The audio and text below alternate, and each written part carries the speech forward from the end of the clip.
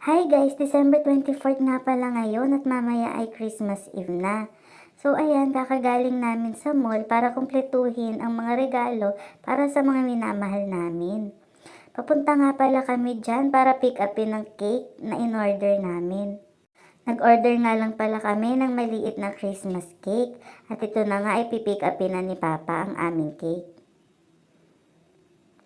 So ayan, ito lang yung Christmas cake na in-order namin. Ito nga pala, nagpe-prepare na kami ng pang-kare-kare para mamaya.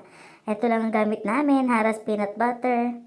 Ito nga pala yung niluluto ni Papa na beef stew. O, ang sarap-sarap niyan, promise.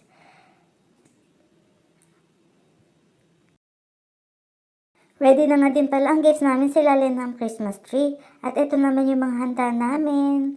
Kumain na nga pala kami dyan mga besi kahit wala pang 12.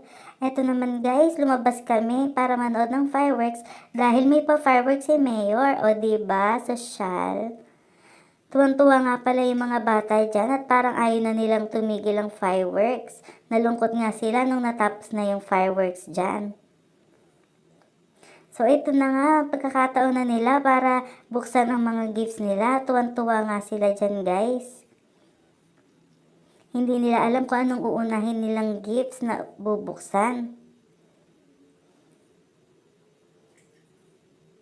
Mga wishlist nga pala nila yan sa papa nila para sa ngayong Pasko. O diba guys, nabubulol-bulol pa ako mag-voice over. Kasi naantok na ako sa mga panahong ito kasi 12:19 PM na pero nagawa ko pang mag-edit.